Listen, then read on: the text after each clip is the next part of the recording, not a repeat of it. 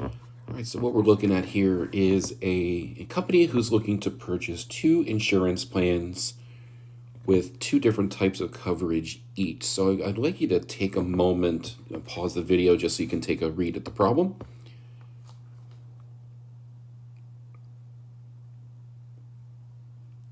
All right, so hopefully by now we have a good sense of what's happening here. So what we're looking to do is minimize the premium, and that we know from right here.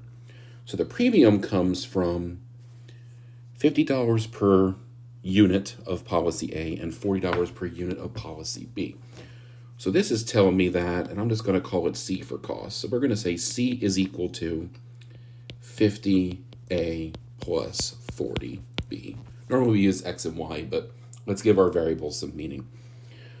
So what we're told is that we want to have at least $300,000 in fire theft insurance between the two policies and at least $3 million in liability insurance between the plans. So here is how our linear programming problem is going to get formulated. So we want to minimize C equals 50A plus 40B subject to, remember that's just standard phrasing for these are the constraints that are coming. So we want at least $300,000 in fire theft insurance. So looking at this, fire and theft is $10,000 per unit for policy A and $15,000 per unit of policy B. So that means that this is 10,000 A plus 15,000 B, and we want that to be greater than or equal to 300,000. So I'm actually going to write that down here. 10,000 A plus 15,000 B greater than or equal to 300,000. Okay, so looking at liability now. Let's say liability gives us 180,000 from policy A, 120,000 from policy B. So that means the total cost or the total coverage for liability is going to be 180,000 for every unit of A that I buy, 120,000 for every unit of B that we buy, and we need that to be greater than or equal to 3 million. Okay, and just by de facto, we want A to be greater than or equal to 0, and we want B to be greater than or equal to 0.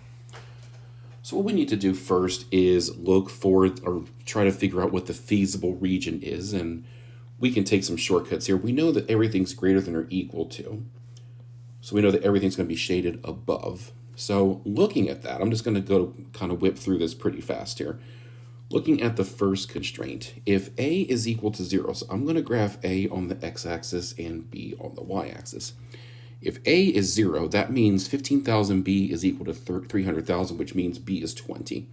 So I have a point here, 0, 20. And if B is equal to 0, that means that 10,000 A is equal to 300,000, which means A is 30. So we have that. So there we have that. And this is our line right here. And we know that greater than or equal to means I'm going to be shading above, but I want to wait to shade until we graph the other one. So the other line's a little bit tricky. So if A is equal to 0, we have 120,000, B is equal to 3 million, which means B is going to be 25. So I'm going to graph that one in a burgundy, and that's 0, 25. And then for the other side, if B is equal to 0, I have 180,000 A is equal to 3 million, which means A is equal to 3 million over 180,000. I can cross out 4 zeros. I have 300 over 18, divide everything by 6. I have 50 over 3, which is 16 2/3. So we're talking right around here. So we know that our feasible region has a point of intersection right here. And we also know, I'm going to graph it in green because we're talking money, so it seems appropriate. We know that our feasible region is everything above all of those lines and in the first quadrant as well. So the other thing we have to do is figure out what that point of intersection is. Now, you can go to Desmos and whatnot. I'm just going to do it by hand really quick. We know it's a solution to the system of equations formed by these two if we were in equation form. I'm going to go ahead and multiply the first equation through by negative 18, because that'll give me negative 180,000a, so that's going to cancel out with the other one. 18 times 25, that would be 270, so that's 270,000b. And equals, if I multiply that by negative 18, I get negative 54 followed by 5 zeros. So negative 5,400,000. And then I have 180,000a plus 120,000b equals 3 mil.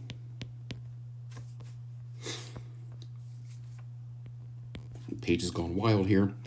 And then if I add those together, I get negative 150,000b equals negative 2,400,000. And that will say b is equal to 16. Okay, great. So if b is equal to 16, I plug that back into one of the other equations. I'll just, spoil the secret right here. That's going to give me a is equal to 6. So I encourage you to try that on your own if you want to pause the video, or just go to Desmos and find the point of intersection. So now here's what we have. We have our quarter points, and we have our value of c is equal to, what was our objective function, 50a plus 40b. So we have 0, 25, we have 6, 16, and we have 30, 0. So 0, 25 means a is 0, gone. 40 times 25 is 1,000. So that's the premium cost there. 6, 16, 50 times 6 is 300.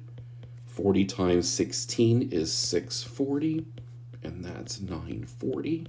So it's smaller just by a smidge. And then for 30, 0, 50 times 30 is 1,500. So we have a clear winner here. If we buy 6 units of policy A and 16 units of policy B, all the constraints are met and we've minimized the cost.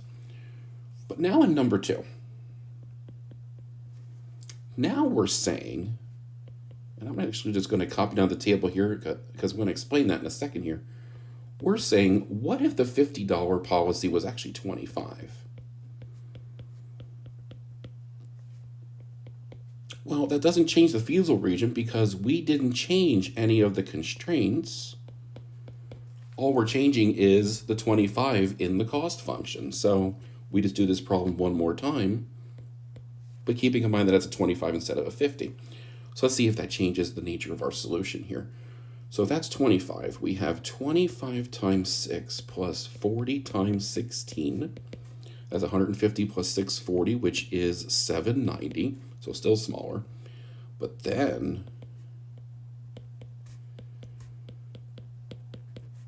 we have 750 from the corner point 30, 0. So that changes our answer drastically. This is saying, don't even bother with insurance policy B. Get 30 units of A and you're covered and you've spent the least amount that you can. So there is an example of a minimization problem, and just kind of looking at if we change a couple different things, how does that change our solution? So hope that helps. Thanks for watching.